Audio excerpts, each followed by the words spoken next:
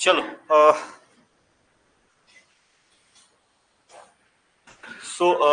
आज का इसलिए नोबेल प्राइज डिस्कस करा दिया कि आप चाहे किसी भी एग्जाम में जाओ, एक परमानेंट ये आपका करंट अफेयर्स बना रहता है। ठीक है, हाँ, लिटरेचर में 23 हो किस हो गया, अभी 23 तो देखो 23 वाला कहोगे तो डिस्कस कर दूंगा, उसमें कोई ये नहीं है, बट क्योंकि ये आ गया है तो अब आपका करंट ये हो गया है। ठीक है, अब वो 23 से आप पूछा नहीं जाएगा, क्योंकि अनाउंस आपका अक्टूबर में हर साल होता है, तो अक्टूबर तक, अब अगले अक्टूबर तक जो भी एग्जाम्स होंगे तो मान के चलो कि फिर आपका 2024 वो करंट बेसिस पे चलेगा। थोड़ी सी हिस्ट्री बता देता हूं आपको मैं नोबेल प्राइजेस की। बेसिक आइडिया क्या है, देखो अगर आप सिंपली वन डे वाले एग्जाम्स के लिए जा रहे हो तो आपको कुछ नहीं, नाम याद रख लेना है, और बहुत ज्यादा है तो उसका फील्ड किस चीज के लिए मिला है वो याद रख लेने का है। फिजिक्स में सबसे पहले किसको मिला? ओ अब उतना पूछेगा नहीं अब सर, कभी-कभी सीजीएल में पूछ लेता है सर, एसएससी में पूछता है सर। अरे देखो सबसे सिंपल एक दो नाम आपको देख लेने का है, उसमें बहुत ज्यादा ये टेंशन है, वो बहुत ही स्टैटिक हो जाता है। ठीक है, वो आपको किसी बुक्स में मिल जाता है, जनरली मिल जाता है कि अच्छा ये कहाँ पे है। ठीक है, मेरा पर्पस वो है कि इसमें जो ऑब्वियसली याद रख, इसलिए तो मैं बोल रहा हूँ जितना याद रख पाओ उतना करो, कम से कम इसको कर लो। ठीक है, तो चलो स्टार्ट, पहले कहानी सुन लो। ये जो अल्फ्रेड नोबेल थे, ही वाज अ स्वीडिश, और ही वाज एन इन्वेंटर, एक तरीके से कह सकते हो, इंडस्ट्रियलिस्ट भी थे। बट उनकी जो भी इन्वेंशंस थी ना, वो ह्यूमैनिटी के लिए, पीस के लिए खतरा थी। ठीक है, इवन जो आर्ट का डेटोनेटर्स एंड ऑल, ये जो चीजें बनाई थी ये उन्होंने बनाई थी, और काफी बड़े उनका मिलिट्री एस्टेब्लिशमेंट जो है, मिलिट्री हथियारों को बनाने का काफी बड़ा उन्होंने इंडस्ट्री एस्टेब्लिश किया। एक कहानी ऐसे लोग बताते हैं कि एक बार पेपर में छपा, जब उनके ब्रदर का डेथ हुआ तो, कि जो मौत का सौदागर था उसकी मौत हो गई, कुछ ऐसी कहानी उनको लगी। और फिर अल्फ्रेड नोबेल को ये लगा कि यार मैंने इतना कुछ किया और दुनिया मुझे क्या इस तरीके से याद रखेगी कि मैं मौत का सौदागर था। वो हालांकि साइंटिस्ट थे, उन्होंने अपना काम किया था, बट उनके जो रिसर्च थे या जो भी उनके इन्वेंशंस थे वो ह्यूमैनिटी के काम में आने जा रहे, उसके डिस्ट्रक्शन में आ रहे थे। उसके बाद इनको लगा कि मैं कुछ ऐसा करके जाऊं कि दुनिया मुझे बुरे तरीके से ना अच्छे तरीके से याद रखे। एंड देन पैसा काफी था इनके पास ना, तो फिर इन्होंने ये कहा कि ऐसा करता हूं कि मैं उनको सपोर्ट करूंगा जिनका वर्क जो है वो दुनिया की भलाई के लिए यूज हो। And then he started the Nobel foundation. Nobel foundation के उन्होंने अपना विल लिख दिया था। ठीक है, वो हालांकि मरने के बाद स्थापना हुई थी उस चीज की, लेकिन अपने विल में उन्होंने कहा कि कैसा मेरा जो पूरा प्रॉपर्टी है उसका 90% 92% जो है वो नोबेल फाउंडेशन में जाएगा, और उस नोबेल फाउंडेशन के पैसे जो होंगे वो इन्वेस्ट कर दिए जाएंगे, और उस इन्वेस्टमेंट से जो भी प्रॉफिट होगा या जो भी आएगा वहां से अर्निंग होगी, उस अर्निंग के through we will support those people जिनका की काम दुनिया में कुछ अच्छा करने के लिए, जिनका काम दुनिया में कुछ रिमार्केबल हो रहा है। और वहां से फिर आपकी ये नोबेल प्राइजेस की शुरुआत थी। 1901 पहला पीरियड था, पहला ईयर था जहां से नोबेल प्राइज देना स्टार्ट किया गया था। ठीक है, सो इसको थोड़ा सा समझते हुए, इसलिए कि आपको टेक्निकलिटी भी मैं थोड़ी बहुत बताता चलूंगा, यहाँ से इसको पूरा कर लेंगे हम लोग। ठीक है, यहाँ पे देखो विल इनकी लिखी हुई थी 1895 में, और जिनका जैसा कि मैंने आपको बताया कि स्टार्ट हुआ था नोबेल प्राइज 1901 में, तो इनके मरने के बाद ये सारे काम शुरू किए गए थे। ठीक है, इनके कजिन्स थे और बाकी लोग थे, दे एस्टैब्लिश्ड दिस थिंग, और ये काम आपका चला। ध्यान रखना आज के डेट में भी जो ये मैनेज होता है सारा का सारा काम, this is being manage by Nobel foundation. ये पूरा का पूरा नाम ही इन्हीं की ये पे है, तो नोबेल फाउंडेशन, और इसका जो हेडक्वार्टर है दैट इज स्वीडन। तो सबसे पहले तो ये याद रख लेना कि नोबेल फाउंडेशन का आपका हेडक्वार्टर स्वीडन, स्टॉकहोम। ये सिंपल सी कहानी है, यहाँ से बेसिक आइडिया इसके बारे में कि ये कैसे चल रहा है। नाउ अगर इसमें तुम आगे बढ़ोगे तो सबसे पहले कि अवार्ड दिए कैसे जाते हैं। मान लो कि आखिर एक क्यूरियोसिटी हमारे अंदर भी होती है कि भाई कैसे अचानक से किसको अवार्ड दिए जा रहे हैं, तो उसका प्रोसेस क्या है। तो एक बहुत ही ब्रीफ आइडिया, पूछा नहीं जाएगा बट एक आइडिया आपको चल जाएगा कि अच्छा अवार्ड दिए कैसे जाते हैं। तो पहला चीज जो होता है यहाँ पे नॉमिनेशन होते हैं। अब ये नॉमिनेशन करता कौन है?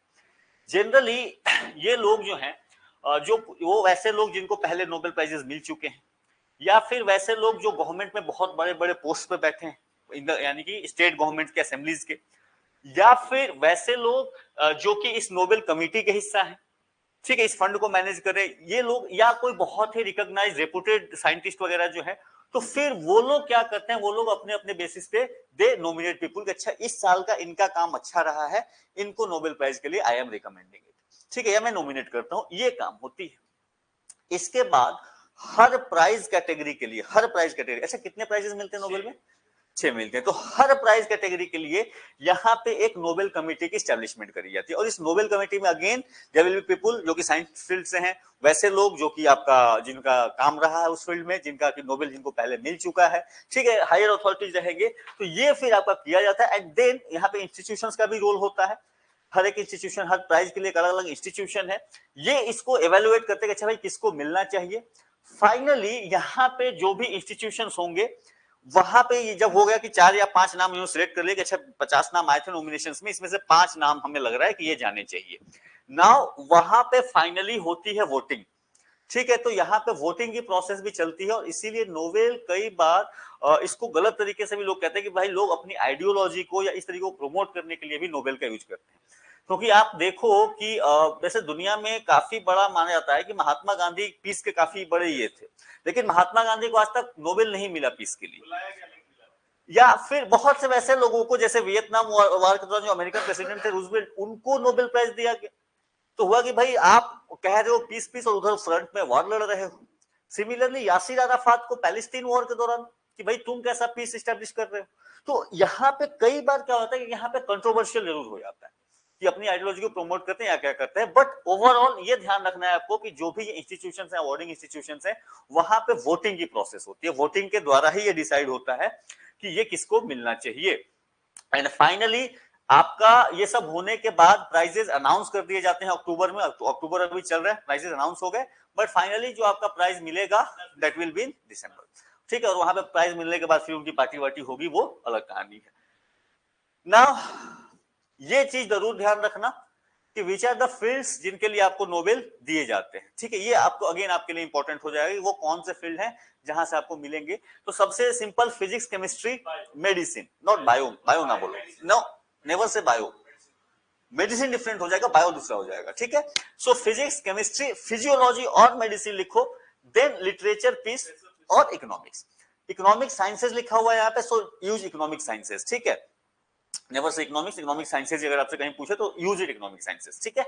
नाउ ये ध्यान रखना, इसको बाद में 1960s में ऐड किया गया था इकोनॉमिक साइंसेज को, ये पहले नहीं हिस्सा था, उनका जो विल था उस विल में इसको नहीं ऐड किया गया था। तो पहली चीज तो आप इसको जरूर नोट कर लें।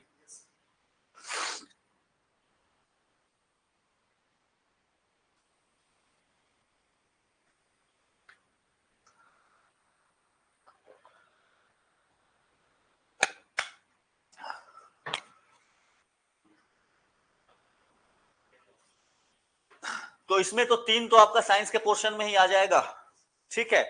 लिटरेचर और पीस छोटा सा है तो कर ही लेंगे, इकोनॉमिक साइंसेज जो है उसको भी कर ही लेते हैं। तो बाकी जो 6 में से 3 तो साइंस के हिस्से में आ जाएंगे हमारे, और 3 भी साथ में कर रहे हैं तो इसको कंप्लीट ही कर लेंगे अपने, ठीक है। चलो इसके बाद अगला क्वेश्चन जो यहां से बन सकता है कि which are the awarding institutions. हर प्राइज के लिए अलग, हर फील्ड के लिए अवार्डिंग इंस्टीट्यूशन जो है वो अलग है, ये भी आपको ध्यान रखना है। जनरली ध्यान रखना यहाँ पे जो है वो स्वीडिश एकेडमी ही है, ठीक है। तो यहाँ पे देख लो जो साइंस वाला पोर्शन है, खास करके फिजिक्स, केमिस्ट्री और इकोनॉमिक साइंस, ये 3 के लिए जो आपका अवार्डिंग एजेंसी है that is royal Swedish academy, again royal Swedish academy. तो 3 तो आपका ऐसे क्लियर हो गया, ठीक है। तो पीसीबी की जगह पीसीई याद रखना कि फिजिक्स, केमिस्ट्री एंड इकोनॉमिक्स के लिए royal Swedish academy of sciences, this is the awarding institution जो कि इसको करती है। इसके अलावा जो फिजियोलॉजी और मेडिसिन है, this is Nobel assembly eight Karolinska. ये अगेन वहां पे उनका स्पेसिफिक इंस्टीट्यूशन है जो उनके फंड से काफी, मतलब उनको काफी फंडिंग वगैरह they do this thing. Again this is Sweden, ये सारे के सारे स्वीडन है। रुक जाओ, ये वाला ना पीस वाला, हाँ पीस वाला, पीस का पूरा अलग ही चलेगा, इसलिए मैंने इसको साइड में करेंगे। ये पूरा की पूरी कहानी अलग तरीके से चलती है पीस वाली, ठीक है। इसके अलावा लिटरेचर भी अगेन स्वीडिश एकेडमी। तो देखो आपको ये ध्यान रखना है कि फिजिक्स, केमिस्ट्री एंड इकोनॉमिक्स ये 3 रॉयल स्वीडिश एकेडमी चल रही है। डिफरेंट है यहाँ पे लिटरेचर एंड फिजियोलॉजी और मेडिसिन। तो एक आपका कैरोलिंस्का से, इसको याद रखना, मेडिसिन थोड़ा सा नाम अजीब सा लग रहा है, मेडिसिन के नाम अजीब होते हैं, तो जो उसमें नाम अजीब दिखे उसको रख रहा है। देखो याद रखने के अलग अलग तरीके हो सकते हैं, जैसे ही तुम्हें याद रह जाए, ठीक है। Literature is again Swedish academy. Finally जो पीस है ये पीस अलग से देखो यहाँ पे, इसीलिए नॉर्वेजियन नोबेल कमेटी जो है इसको अपॉइंटमेंट करने का काम भी जो है नॉर्वेजियन पार्लियामेंट करती है। तो पीस कमेटी हमेशा ये डिस्प्यूट में भी आते रहता है, पीस कमेटी खास करके डिस्प्यूट में आती है कि भाई कैसा पीस का ये तुम दे रहे हो। लेकिन हाँ, पीस का ध्यान रखना, ये पार्लियामेंट अपॉइंट करती है, तो ऑब्वियसली पीस ऐसा समझना, इसको ऐसा याद रख लेना कि पीस स्टैब्लिश करने के लिए तुम्हें ज्यादा लोगों की जरूरत है। अब ज्यादा लोगों की जरूरत है, now you need a parliament, तो उसके लिए फिर आप अलग से लेके आ रहे हो नॉर्वेजियन नोबेल कमेटी। तो इस तरीके से चाहे जैसे भी याद रहे, आप जैसे भी लिंक करके याद रखो, बट इसको याद जरूर करना। ये स्टैटिक का आपका हिस्सा है, क्योंकि हर साल ये चीजें नहीं बदलेगी, हर साल बदलेगा क्या, नाम बदलेगा। ठीक है,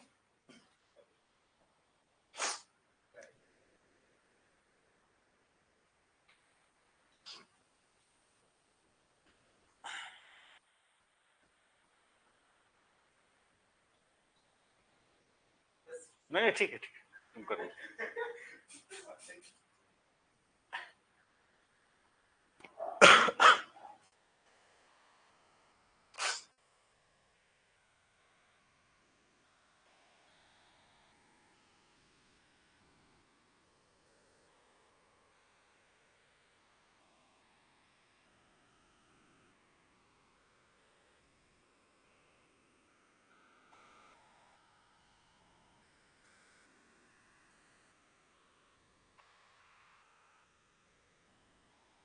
क्या हो गया? हाँ तो साइंस ही है, क्या ही है। ठीक है,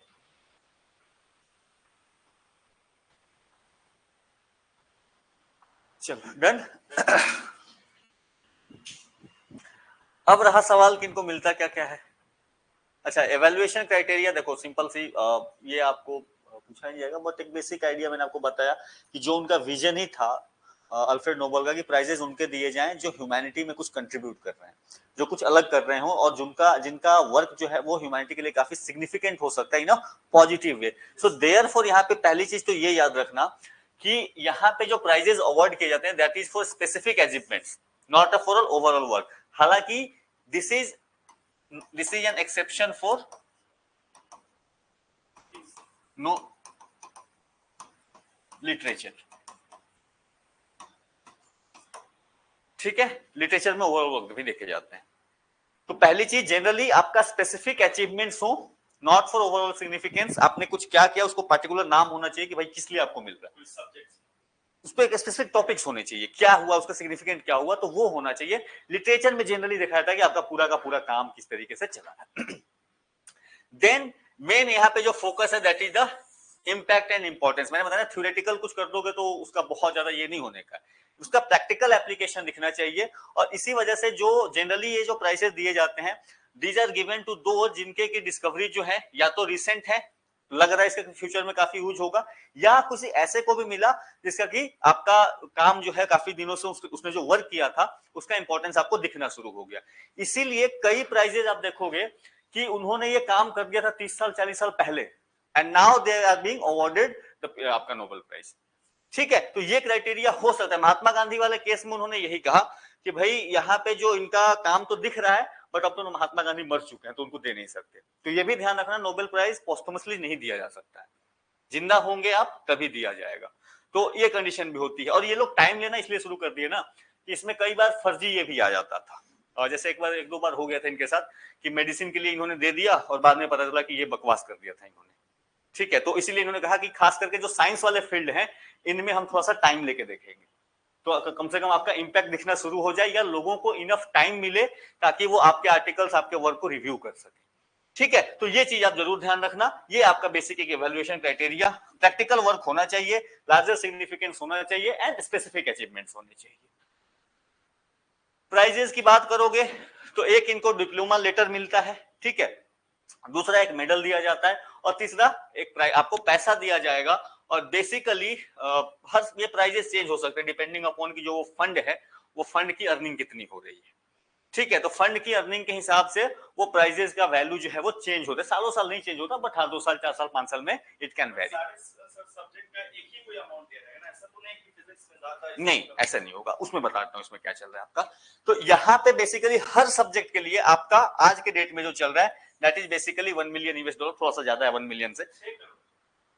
अब तुम उसको चेंज ठीक है, 1 मिलियन यूएसडी 1.02 मिलियन है, ठीक है, तो not necessary 1 million US dollar याद रखो कि वो आपसे स्पेसिफिक प्राइस नहीं पूछा जाएगा, वो वैल्यू चेंज होते रहता है। 1 मिलियन यूएस डॉलर। अब यहां पे क्या होगा कि अगर दो लोग हैं, अगर कोई सिंगल को मिला है तो फिर आसानी से उनको पूरा का पूरा पैसा मिल जाएगा, अगर दो लोग हैं तो फिर आधा आधा बटेगा, अगर 3 लोग हो गए तब क्या होगा? 3 पीपुल में 2 क्राइटेरिया हो सकती है, या तो 1/3 मिल जाए ईच को, सभी को, या फिर क्या होगा किसी वन को हाफ मिल जाए एंड बाकी को 1/4 एंड अब वो हर साल वो अलग तरीके से वो करते हैं, ठीक है। तो ये क्राइटेरिया आपका अमाउंट इस तरीके से बढ़ सकता है, ठीक है।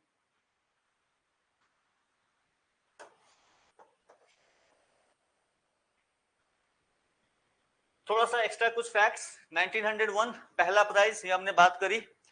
ये ध्यान रखना 3 से ज्यादा लोगों को शेयर नहीं किया जाता है प्राइस कभी भी, it can never be shared by more than 3 individuals.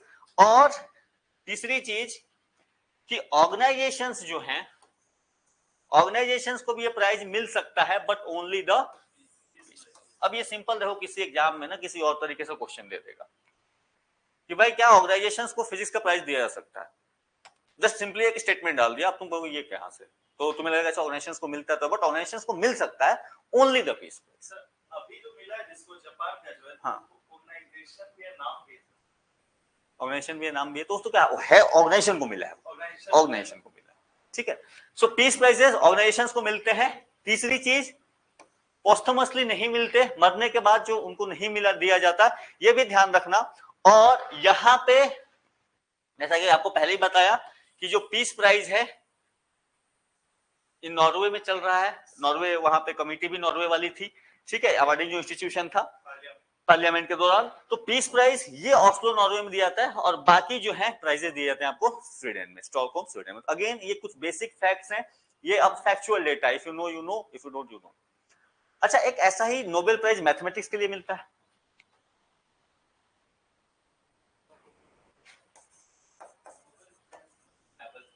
Abel prize, ठीक है, ऐसा ही, इसलिए मैं बोलता नोबेल नहीं मिलता, तो एबेल प्राइज भी देख लेना अगर आएगा तो। अब हाँ जी, देखना तो अभी आने तो अभी आएगा, ठीक है, अभी थोड़ा सा टाइम आएगा।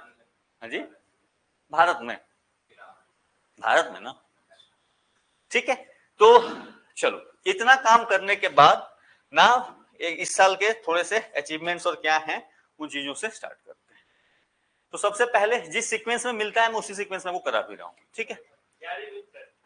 हाँ, तो विक्स मैंने इसलिए आपको तो कब से मैं बोल रहा हूँ, ठीक है, मेडिसिन है ना विक्स, ठीक है। तो विक्टर एम्ब्रोस एंड गैरी, ठीक है, या गैरी विक्टर, तुम जैसे याद रखो। हाँ जी,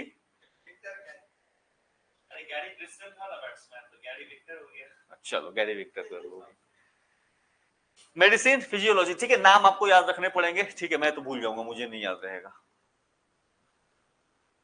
अब यहां पे जो इनको मिला है price, that is for the discovery of micro RNA. Micro RNA की डिस्कवरी से ज्यादा कि माइक्रो आरएनए का रोल क्या है उसको लेकर के इनको प्राइस मिला है। तो हाँ जी, प्रोटीन, ओके। सो यहां पे ये चीज ध्यान रखना कि माइक्रो आरएनए पहली चीज तो है क्या, तो जो आपका मैसेंजर आरएनए होता है ना, टाइप्स ऑफ आरएनए चर्चा करी थी हमने, ठीक है। ये जो मैसेंजर आरएनए होता है, ये मैसेंजर आरएनए के साथ जनरली अटैच होता है, इसका साइज काफी छोटा होता है, इसलिए this is known as the micro. बहुत आसान भाषा में बता रहा हूं, सिंपली एकदम टेक्निकल टर्म्स में नहीं जाएंगे। बहुत ही छोटे टाइप, छोटे साइज के आरएनए होते हैं जो मैसेंजर आरएनए के साथ अटैच होते हैं। अब क्या होता है कि जो जीन्स होते हैं, या जो मान लो मैसेंजर आरएनए को जो दिया गया है जो प्रोटीन बनाने के लिए कि भाई ये खबर लेकर के जाओ राइबोसोम्स के पास एंड इस तरीके का प्रोटीन इनकोड कराओ। अब क्या करेगा ये माइक्रो आरएनए, डिसाइड करेगा कि इवन दो उस लेटर में लिखा हुआ है कि क्या क्या बनाने का है, तो ये कुछ पार्ट को चाहेगा तो कवर कर सकता है। यानी ये जीन एक्सप्रेशंस को रेगुलेट करता है। जीन एक्सप्रेशंस को रेगुलेट करने का मतलब कि मान लो जो जीन है, तो मान लो जो इंफॉर्मेशन जा रही है उस हिसाब से प्रोटीन सिंथेसाइज होना चाहिए था। लेकिन इवन दो कि मैसेंजर आरएनए में ये इंफॉर्मेशन है कि एक पर्टिकुलर प्रोटीन बनना चाहिए था, but in that case as well micro RNA अगर चाहेगा तो उसको सप्रेस करा सकता है। ठीक है, तो सिंपली याद रखना कि माइक्रो आरएनए का जो रोल है that is in the regulation of gene expression, simple से कहा। और माइक्रो आरएनए को लेकर के चर्चा जो है आपका चल रही है, काफी दिनों से चल रही है। मैंने उसको ज्यादा नहीं करा था क्योंकि बहुत ज्यादा चर्चा नहीं हुई थी, बट इस साल तो जो आपका आ ही गया, प्राइज ही मिल गया, तो अब चर्चा हो जाएगी इसकी। ठीक है। मेन इसका रोल जो आज के लिए देख रहे हैं दैट इज कि कैंसर के जो एक्सप्रेशन है, खास करके जो कैंसर के जो सेल्स हैं उसको काउंटर करने में क्या माइक्रो आरएनए का रोल हो सकता है कि नहीं हो सकता है। ठीक है, एक जीन इन्होंने देखा, एक माइक्रो आरएनए की चर्चा करी थी, LET7 करके कुछ था, ठीक है, I am forgetting the name exactly. तो उसको लेकर के उन्होंने स्टडी करी थी कैंसर की, कैंसर के सप्रेशन में इसका क्या रोल हो सकता है। तो सिंपली आप कि माइक्रो आरएनए क्या है और इसके आपका एप्लीकेशंस किस फील्ड में हो सकते हैं। ठीक है, तो आपके फिजियोलॉजी को समझने में और बेहतर तरीके से this micro RNA will help, and this was the idea जिसके लिए इनको क्या मिला आपको प्राइसेस। थोड़ा सा माइक्रो आरएनए के बारे में मैंने अलग से ये कर दी है। ठीक है, so these are the non coding, पहली चीज नॉन कोडिंग आरएनए है। ठीक है, यहां पे इनका जो मेन पर्पस है that is the gene regulation या जीन एक्सप्रेशन जिसको आप कहते हो, उस इसमें जो है इनका रोल होगा। बाइंड करते हैं ये मैसेंजर आरएनए के साथ और जो भी प्रोडक्शन होना है उसको रेगुलेट करने का काम दे विल डू। ठीक है, और इसी वजह से जो है किस तरीके से हमारे सेल्स के अंदर में जेनेटिक कम्युनिकेशन होता है that is it will help उसको अंडरस्टैंड करने में, और मेडिकल फील्ड से रिलेटेड काफी चीजों को आपको समझने में यहां से मदद मिलेगी। सो बेसिक आइडिया आपका माइक्रो आरएनए का ये आपको ध्यान रखने का है, बाकी इससे और ज्यादा ये नहीं लेके जाना है। ठीक है, तो नाम क्या था, रुको अभी मैं पूछूंगा, विक्टर। ठीक है, जैसे भी करो याद रखो। ठीक है, गैरी रुक के है कुछ नहीं। ठीक है, नहीं आपको उतना भी याद आ जाएगा तो एग्जाम में लिख कर लोगे उसको। Now coming on to physics, hidden नहीं है बाबा। ठीक है, नहीं नहीं नहीं, ठीक ठीक, तो हॉफील्ड एंड हिंटन, पहली चीज तो ये। अब इनको जो प्राइज मिला है, और इस बार जो है आप देखो कि ये प्राइज काफी सिग्निफिकेंट है। इसलिए सिग्निफिकेंट है कि अगर आप प्राइस देखो तो it's not directly physics, actually इनका जो काम है वो आर्टिफिशियल इंटेलिजेंस में है। ठीक है, बट यहाँ पे इनको ये प्राइज दिया गया है स्पेसिफिकली इसलिए कि इन्होंने स्टैटिस्टिकल फिजिक्स का यूज किया, उस टेक्निक्स का यूज किया है for the development of artificial neural networks. Artificial neural networks बता चुका हूं मैं, न्यूरल नेटवर्क्स की चर्चा करी है, क्या था याद है कुछ? तो जाके देखना, अदरवाइज न्यूरल नेटवर्क अब इंपॉर्टेंट हो गया। बात समझ में आ रही है? तो न्यूरल नेटवर्क चल रहा है, कंटेम्प्रेरी टर्म्स है, उसकी चर्चा मैं करा चुका हूं ऑलरेडी। और न्यूरल नेटवर्क क्योंकि अब इस बार इसको मिल ही गया प्राइज। हाँ जी, हाँ बिल्कुल बता देता हूं, मैं ब्रीफ में मैं बता दूंगा भाई, डोंट वरी। मैंने ये कहा कि ज्यादा डिटेल देखना होगा तो पुराने लेक्चर्स में देखना होगा, कराई है चर्चा आर्टिफिशियल न्यूरल नेटवर्क की। ठीक है, सो ये चीज है इनका कंट्रीब्यूशन यही है बेसिकली कि फिजिक्स के कॉन्सेप्ट को इन्होंने डेवलप करने में, आर्टिफिशियल न्यूरल नेटवर्क्स को डेवलप करने में इन्होंने यूज किया। मैंने इसकी चर्चा इसलिए करा दी थी कि आर्टिफिशियल न्यूरल नेटवर्क्स का यूज चैटजीपीटी में ऑलरेडी हो रहा है। ठीक है, तो इसकी वजह से इसकी चर्चा मैं पहले ही करा चुका था। चलो इस बार मिल गया आपको और मजा आ गया। और आर्टिफिशियल न्यूरल नेटवर्क, पहले एक बेसिक चीज समझो आर्टिफिशियल न्यूरल नेटवर्क से। जो आर्टिफिशियल न्यूरल नेटवर्क कुछ नहीं है, एक प्रोग्राम है, एक एल्गोरिथम है, दैट्स इट। जैसे एक बेसिक प्रोग्राम क्या करते हैं, जो आपका कंप्यूटर का प्रोग्राम है उसका फ्लो का पाथ डिटरमाइन होता है कि यू नो कि ये यहां पे आया है तो इस तरीके से पहले इस लाइन को एग्जीक्यूट करेगा, देन इस लाइन को, देन इस लाइन को, देन इस लाइन को। यू नो कि इसका पैटर्न क्या हो सकता है, या जंपिंग भी करेगा कि 1 से 5 पे जाएगा तो यू नो कि अच्छा ये पैटर्न कैसे काम करेगा। न्यूरल नेटवर्क्स में ऐसा नहीं होता। न्यूरल नेटवर्क्स में क्या होगा कि आपने एक प्रोग्राम यहां पे एग्जीक्यूट किया, एक लाइन एग्जीक्यूट किया, नाउ यहां से इसके पास मल्टीपल पाथवेज हैं and it can go through any pathway. You don't know, जब तक ये यहां पे आपका प्रोग्राम पहुंचा नहीं है, यू डोंट नो कि इसका मूवमेंट किस डायरेक्शन में होगा। सिमिलरली यहां पे पहुंचा, again there are multiple pathways. Basic इसके पीछे का आइडिया ये है कि जिस तरीके से हमारा दिमाग फंक्शन करता है, हमारे दिमाग में जो न्यूरॉन्स इंटरकनेक्टेड होते हैं, एक दूसरे से कई तरीके से इंटरकनेक्टेड होते हैं, यहाँ पे कंप्यूटर प्रोग्राम को भी इस तरीके से एक दूसरे पे इंटरडिपेंडेंट बनाया। बात समझ में आ रही है? तो यहाँ पे वो मल्टीपल पाथवेज के थ्रू एनालिसिस को कर सकता है, और इसीलिए जो आपका न्यूरल नेटवर्क्स जो होते हैं ये काफी फास्ट होते हैं। तो सबसे पहली चीज न्यूरल नेटवर्क ये कुछ नहीं है, this is simply a program और एल्गोरिदम। ठीक है, तो जिसको आप या सॉफ्टवेयर कहते हो, तो ये एक तरीके से एल्गोरिदम है या कंप्यूटर का प्रोग्राम है। इसका जो काम करने का तरीका है वो ये है कि ये कोशिश करता है कि मैं जो इंसान के दिमाग के काम करने के तरीके हैं मैं उसको रेप्लिकेट करूं artificially, and therefore this is known as what? This is known as the artificial neural। ठीक है, अब कंप्यूटर कुछ नहीं है, कंप्यूटर के जितने भी प्रोग्राम्स होते हैं basically they are nothing but mathematics, और पूरी की पूरी मैथमेटिक्स चलती है उसमें, और कुछ नहीं चलती। और यहाँ पे इन्होंने वही स्टैटिस्टिकल टेक्निक्स खास करके जो फिजिक्स में यूज होते हैं उसको यहाँ पे अप्लाई करके इसके वर्किंग को कैसे इंप्रूव करा जाए उस पर लेकर के इन्होंने काम करा है। तो बेसिकली आपको सिंपली ये याद रखना है कि एक तो ये फिजिक्स में मिला है, बट फिजिक्स के स्टैटिस्टिकल फिजिक्स के टेक्निक्स को यूज करके इन्होंने आर्टिफिशियल न्यूरल नेटवर्क्स को डेवलप करा है, और कुछ नहीं तो आर्टिफिशियल इंटेलिजेंस को डेवलप करा है, छोड़ दो न्यूरल नेटवर्क में नहीं है। ठीक है, आर्टिफिशियल इंटेलिजेंस में इनका कंट्रीब्यूशन है। एंड देयरफॉर आज के डेट में आप जितने भी चीजें देख रहे हो ना, फेशियल रिकॉग्निशन, लैंग्वेज ट्रांसलेशन, इन सभी में कहीं ना कहीं इन आर्टिफिशियल न्यूरल नेटवर्क्स का यूज होता है। जितने भी आज के डेट में आप एआई डिवाइसेस देख रहे हो यहाँ पे आपका यूज होगा।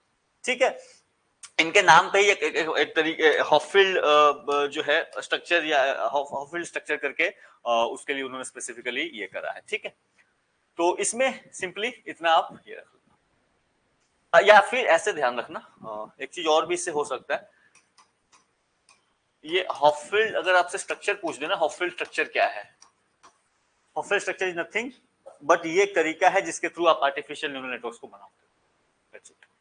ठीक है, तो इसका इसी स्ट्रक्चर को बनाने के लिए बेसिकली इनको मिला हुआ है कि ये कैसे ये प्रोग्राम काम करेगा। ठीक है, और ये सारे में यूज हो रहा है आज के डेट में, चैट जीपीटी से लेके सभी में जो है इसका use it is going on. Next comes chemistry.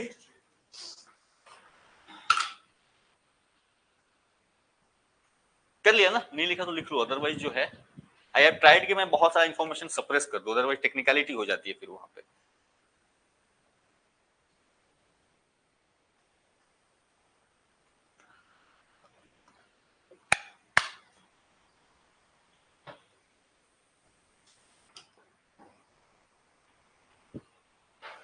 कौन था फिजिक्स में, देखो अभी मैं पूछूंगा। हॉफिल्ड एंड, ठीक है, एच स्क्वायर H2 कुछ भी बोलो याद रख लेना बाबा। ठीक है, ज्यादा ही ये बना दोगे ना तो फिर याद नहीं रहेगा तुम्हें। चलो नेक्स्ट कम्स केमिस्ट्री। केमिस्ट्री कौन बताएगा? अच्छा, जंपर तो तू ठीक है, जंपर ठीक है, बेकर है, हाँ ठीक।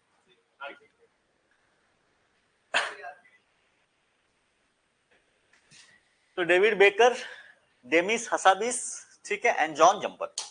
तो इनका जो है पहले तो नाम जो है आप कैसे भी याद रखो, मैंने इसको ऐसे याद रखा है, जो है डेविड हंसते हुए जंप कर रहा है।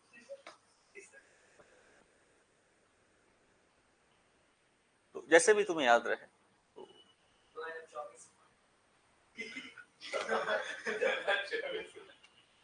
2025 तक फिर कुछ नया खोज कराना पड़ेगा हमें, क्योंकि इनके नाम थोड़ा सा अजीब है, बाकी याद रखना आसान है, इनके नाम थोड़े से इधर उधर है।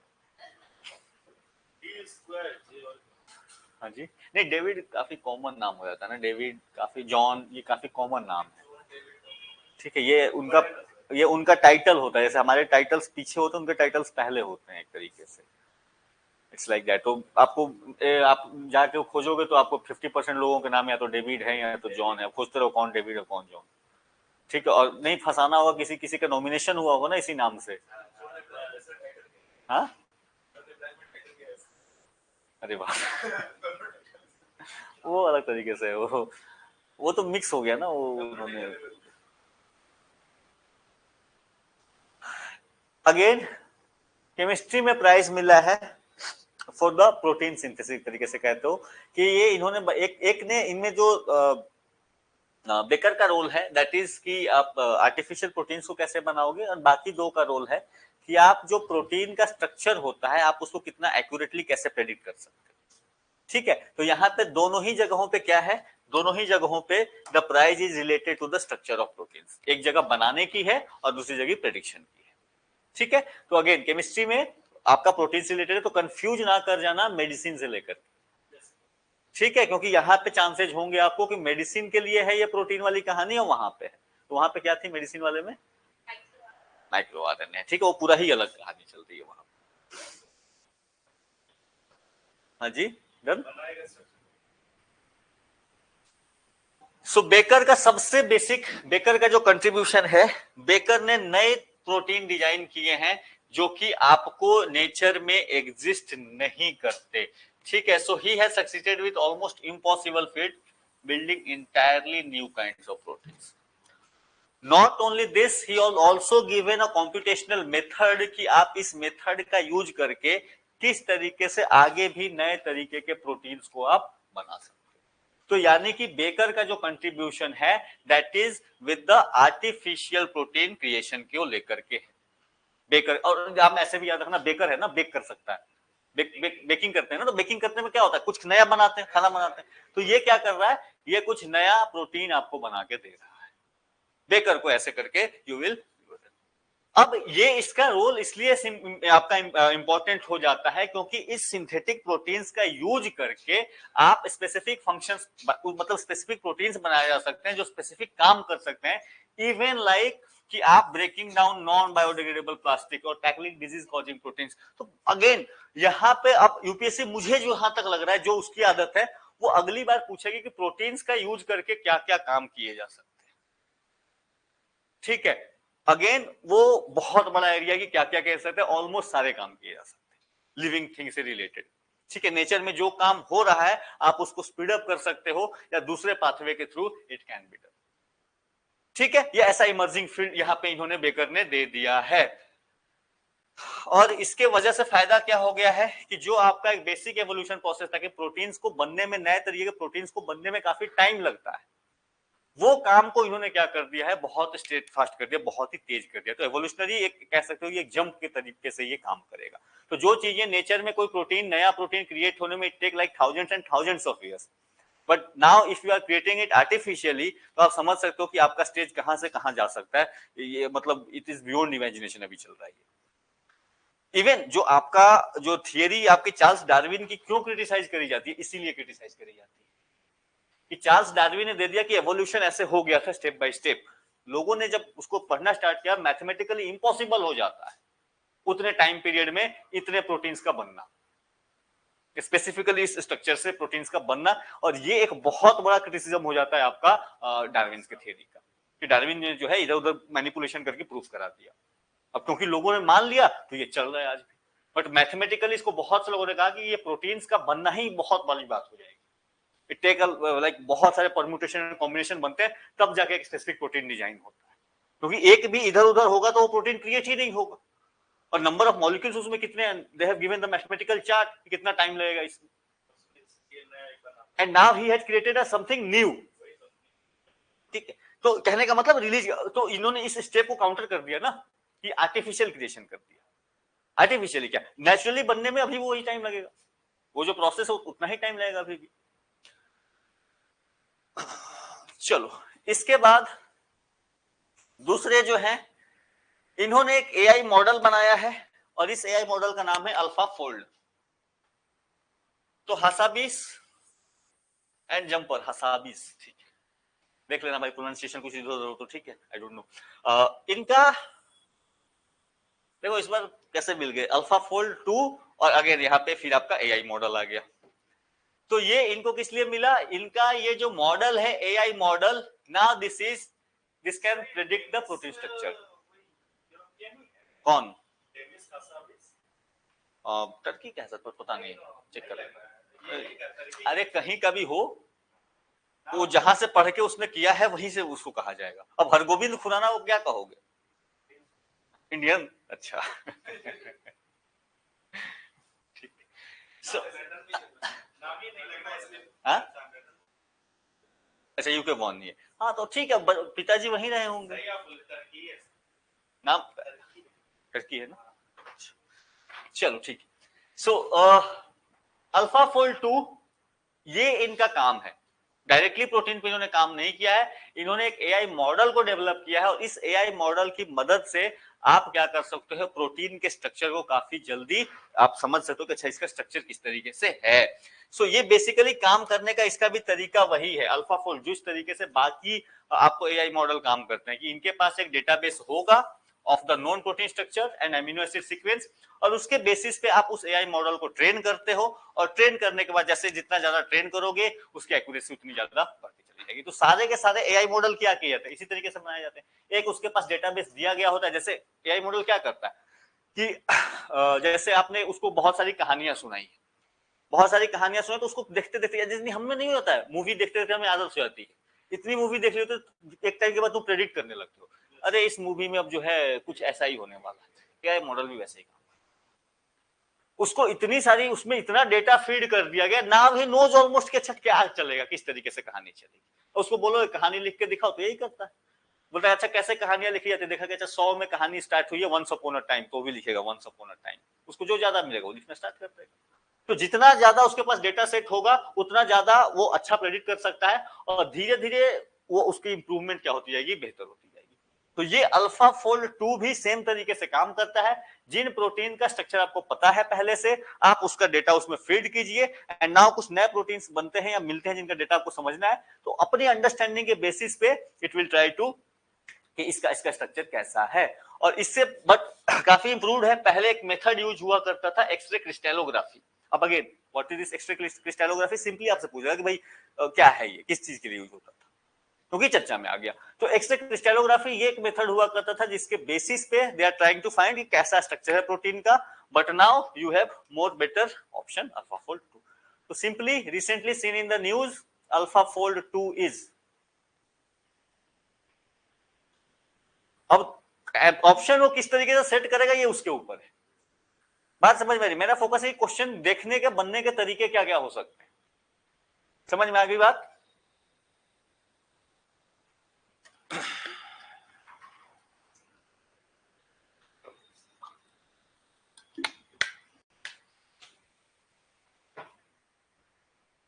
तो बेकर, हसाबिस एंड जंपर, ठीक है डन। सो प्रोटीन की बाजी थोड़ी सी चर्चा, क्योंकि ये मैं दे दूं भी दूंगा बाकी अभी, क्योंकि पूरा साल मुझे यही पढ़ाना पड़ेगा, ठीक है। तो प्रोटीन की चर्चा सिंपली आपको क्या है कि these are nothing but the molecules, जो कि आपके ऑलमोस्ट बायोलॉजिकल सारे के सारे फंक्शन तो आपका कुछ ना कुछ प्रोटीन ही रेगुलेट करते हैं। तो कहीं कुछ भी एक्टिविटी हो रही है वो आपका कोई ना कोई प्रोटीन उसके लिए रिस्पॉन्सिबल होता है, यह ध्यान रखना। 20 अमीनो एसिड से बने होते हैं ये, और किस तरीके से उनका सीक्वेंस अरेंजमेंट का है, उन एमिनो एसिड का किस तरीके से उनकी फोल्डिंग है, उस बेसिस पे उसका फंक्शन जो है वो क्या होता है, डिफाइन होता है। और इसी चीज को कि आखिर इनका स्ट्रक्चर, अगर आपको स्ट्रक्चर और सीक्वेंस पता है तो आप क्या कर सकते हो, बेहतर आपकी प्रेडिक्शन कैपेबिलिटी बेटर हो कि ये प्रोटीन किस काम के लिए यूज हो, ठीक है। तो वही करने का काम जो है that they have done this thing, ठीक है। तो सिंपल एमिनो एसिड, और ये बाकी जो जिम वूम करते हैं तो उनको वैसे ही प्रोटीन प्रोटीन भुगते रहते हैं, ठीक है, कि अच्छा प्रोटीन है, ये अमीनो एसिड, इसमें पता उनको कुछ नहीं होता, उन्होंने सुन लिया अच्छा अमीनो एसिड ऐसे काम करता है। चलो नेक्स्ट कम्स लिटरेचर, और देखो अब जो है साउथ कोरिया और आगे बढ़ता हुआ आपको यहाँ पे दिखेगा, ठीक है। हांगकांग तो नाम हान कांग है, ठीक है, हाँ जी, किंग कॉन्ग, हांगकांग, कुछ भी नाम बना दो, ठीक है। हाँ? कैंग मार्बल में कैंग, मुझे नहीं याद आ रहा है, एंटमैन में कैंग है, वही तो मैं भी याद कर रहा हूँ।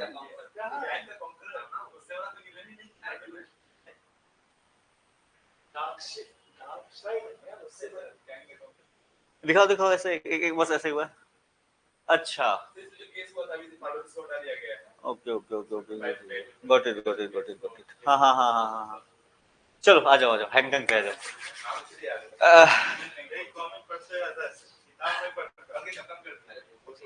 नहीं कॉमिक ठीक है कॉमिक। अभी तक देखो साउथ कोरिया का कोरियन सीरीज तो चल ही रहा है, ठीक है, हाँ छा गया है, ठीक है। इसके बाद कोरियन बैंड, कोरियन ड्रामा और कोरियन बैंड का जो है दीवानापन कौन था, बीटीएस। हाँ बीटीएस पता नहीं, मुझे समझ में नहीं आया, मैं एक दिन सुन रहा था कि भाई इतना चर्चा है क्या है इसमें, नहीं समझ में आया तुम्हें भी, चलो ठीक। हाँ जी क्या है,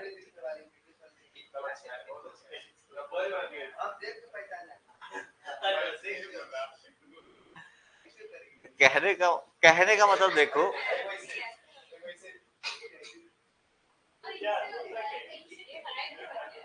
क्या है ये, क्या है अच्छा पहले तो मतलब पहले मतलब पहले पूरा समझना पड़ेगा नहीं कि अच्छा इनका सिंबल्स क्या क्या, देन आपको बेहतर समझ में। अच्छा मुझे देखो मेरा कहने का ये था कि जिस तरीके से Korean drama, Korean series, Korean film, Korean band famous हुए, अब धीरे धीरे नोबेल प्राइज मिलने के बाद कोरियन लिटरेचर भी मार्केट में फेमस होना शुरू हो जाएगा, ठीक है। तो और यहाँ इसकी शुरुआत कर दी है हैन कैंग ने। किस चीज के लिए इनको मिला है, तो यहाँ पे कहानी है, लिटरेचर है, तो लैंग्वेज भी आपको लिटरेचर जैसा ही मिलेगा, ठीक है। बेसिकली सुन लो उसके बाद पढ़ लेना, इसको मैं आपको बता देता हूं इन्होंने क्या करा है। जो साउथ कोरिया बहुत सारे वॉर्स के थ्रू गुजरा, उसमें तो जो वो हिस्ट्री रही है साउथ कोरिया की, उसको उन्होंने लिटरेचर में एज अ मतलब उस हिस्टोरिकल टाइम को और बहुत सारी कहानियों को यूज करके, लिटरेचर में यूज करके, और उस समय की जो लोगों की समस्याएं थी, लोगों की जो परेशानियां थी, लोगों की जो फीलिंग्स थी, उसको प्रोजेक्ट करने का प्रयास किया है, ठीक है। तो कई लोगों ने इसलिए कहा भी कि ये जो है दिस इज आप कह सकते हो आपका union of history and literature. तो हिस्ट्री क्या करते हैं, हिस्ट्री आपको सिंपल क्या क्या चीजें हुई आपको फैक्ट्स के रूप में दे दिया, डेटा के रूप में, एक एक आइडिया के रूप में दे दिया। लिटरेचर क्या करता है, लिटरेचर उस एक एक इवेंट को समझने का प्रयास करता है, एक एक मोमेंट को समझने का प्रयास करता है। इन्होंने इस दोनों चीज को जोड़ा कि हिस्टोरिकल चीजें थी ना, उसमें कुछ लोगों पे गलत चीजें हुई बीती उनपे, now they are trying to connect it, ठीक है। और इस तरीके से जनरली प्रोज लिखती हैं, प्रोज मतलब ठीक है। तो उस प्रोज फॉर्म में now see have given that thing कि आप लाइक यू विल फील कि अच्छा उस तरीके में जो वॉर हो रहा था या जो समस्याएं हो रही थी वो कैसे हुई है। सो यहाँ पे इंटेंस पोएटिक प्रोज, पहली चीज तो ये भी बड़ी मजेदार है, एक प्रोज हो गया, एक पोएटिक प्रोज हो गया। पोइट अब लिटरेचर में नहीं जानता उतना, बट पोएटिक प्रोज का कहने का मतलब ना, कई लोग नहीं बात भी करते रहता है कि कुछ मतलब ये शायरी सुना रहे हैं, बातों में भी उनके इस तरीके से होता है, तो like that is what she was doing, not important, but हाँ इनका कहने का मतलब ये है। बेसिक फोकस जो है that is the historical trauma, वही साउथ कोरियन हिस्ट्री में क्या लड़ाइयां हुई थी, कैसे हुई थी, क्या बीती है लोगों पे, उसको लेकर के है। साथ में कॉलोनियल वायलेंस ऑब्वियसली एक हिस्सा उसका हो जाता है, एंड फ्रेजिलिटी ऑफ ह्यूमैनिटी, कि इंसान जो है जो अपने आप को इंसान कहता है कि हम इतने बुद्धिमान और इतने अच्छे हैं, तो वो कितना फ्रेजाइल हो सकता है, उसको लेकर भी इन्होंने चर्चा करी है। ऐसे ही जो आपका फर्स्ट वर्ल्ड वॉर हुआ था ना, उस समय भी यही कहानी ऐसे ही हुई थी। फर्स्ट वर्ल्ड वॉर के पहले एक पूरा का पूरा ये चल रहा था कि यूरोपियन सिविलाइजेशन जो है, हम इतने ग्रेट हैं, हम ऐसे कर सकते हैं, हम दुनिया को आगे बढ़ाएंगे और ये करेंगे।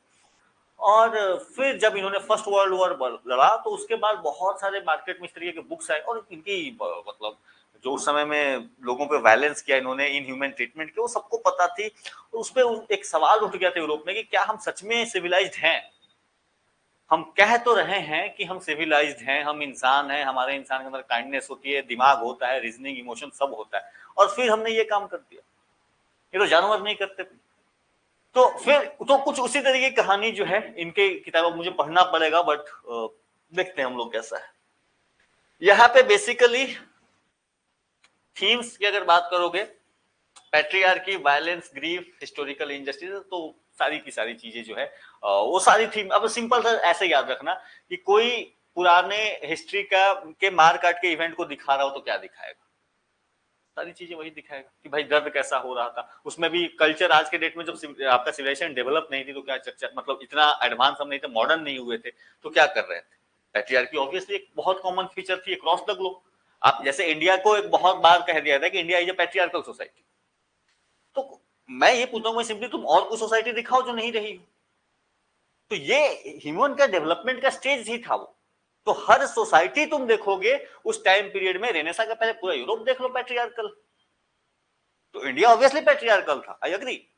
बट स्टिल अगर आप कंपेयर करोगे ना तो इंडियन पैट्रियार्की कम थी यूरोपियंस के मुकाबले, आपको एविडेंसेस उसके मिल जाएंगे, बहुत सारे चीजें मिलेगी, no women were more powerful, but आपको यूरोप में नहीं मिलेगा। बट एक मिथ इस तरीके से जो यूरोसेंट्रिसिज्म का था, उन्होंने अपने किस्सों को दबाया कि नहीं नहीं हमारे यहाँ तो भाई हम बहुत मॉडर्न थे। तो मॉडर्न थे नहीं तो मॉडर्न हुए हो 17th-18th सेंचुरी के बाद, उसके पहले तुम कंपैरिजन करके देख लो कि कौन कहां पे था। ठीक है, चलो नाउ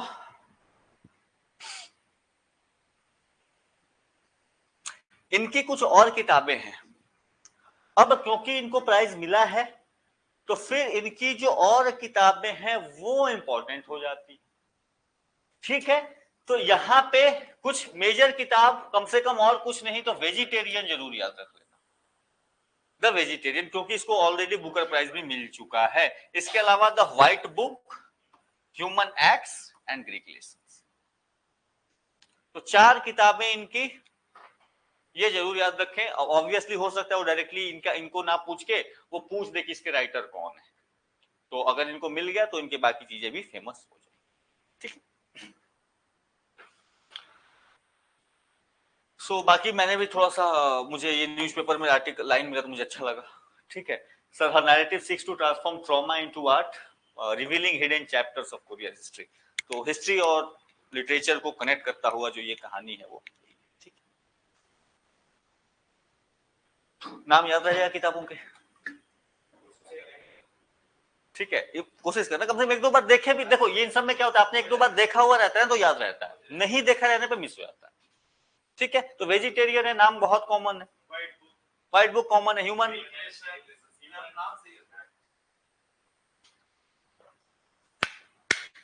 तो सिंपल नाम वाले आसान से याद हो जाते हैं, थोड़ा नाम जिनका इधर उधर होता है ये ठीक है नहीं। केमिस्ट्री वाला बताओ तो अभी।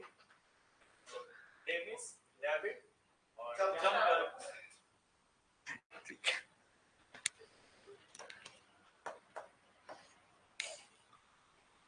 चलो कमिंग ऑन टू पीस। तो पीस के बारे में ये आपको पहले ही बताया कि पीस जो है ये एक ऐसा प्राइज है जो कि इंस्टीट्यूशंस को भी मिल सकता है, ऑर्गेनाइजेशंस को यानी कि, और इसी वजह से इस साल का जो प्राइज है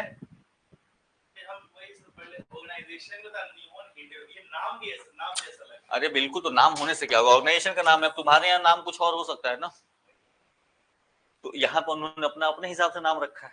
तुमको थोड़ी जापानी जाती है, तुमको समझ में आ रहा है, तुमको तो समझ में नाम है, अभी ऑर्गेनाइजेशन का है कि ह्यूमन का है। ठीक है, सो नाम याद रखना, नाम याद रखना आसान भी है, कुछ अलग ही दिख रहा है, इनका जापानीज का है। ठीक है, तो निकॉन आता था ना कैमरा, तो ये निकॉन है। ठीक है, हाँ जी, अभी भी आता है वाला कैमरा, डिजिटल में नहीं आया ना वो, आ गया क्या? अच्छा लग रहा है तो मेरे से मिस कर दिया क्या मैंने।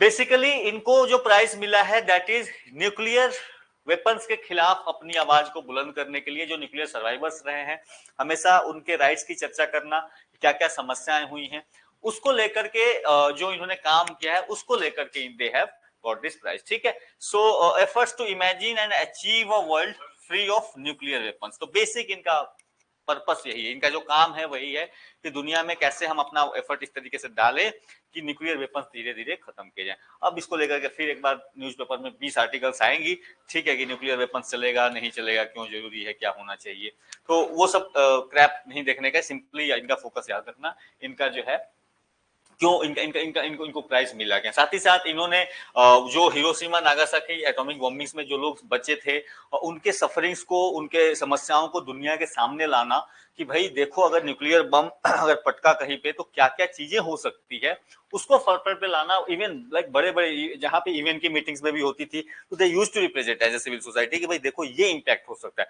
तो आपको इस चीज पे काम करने का है। ठीक है, तो simply for raising their voice against nuclear weapons आपका Nihon Hidankyo they have got this thing. ठीक है, जापान की है कहानी। तो पीस, लिटरेचर, लास्ट क्या बचा? इकोनॉमिक्स। ठीक है, इकोनॉमिक्स वाला याद है किसी को? बताओ। साइमन बोलो, नॉट सीमन। ठीक है, साइमन आता था ना, तो साइमन भारत छोड़ो। ठीक है, तो साइमन इकोनॉमिक्स छोड़ो। ठीक है, तो डैरेन साइमन है, डैरेन साइमन एंड रॉबिन्सन, या डैरेन आपका जैसे भी कर लो, सबके लास्ट में ओएन है, ओएन है। ठीक है, मैंने ऐसे याद रखा। देखो सबके लास्ट में जो है, अब यहाँ पे भी है, यहाँ पे भी है, यहाँ पे भी है, तो कॉमन है, बाकी किसी में नहीं है।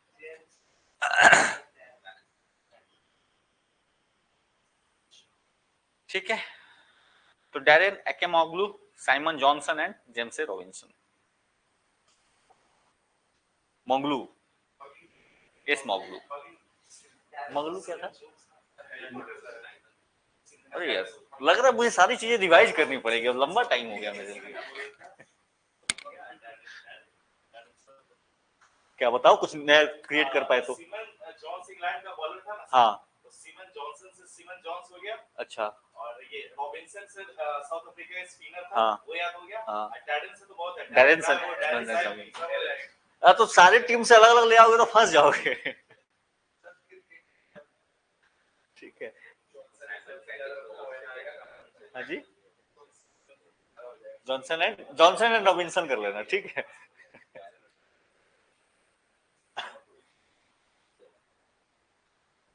क्रिकेटर जो होगा सब वो रिलेट कर देगा। अरे देखो,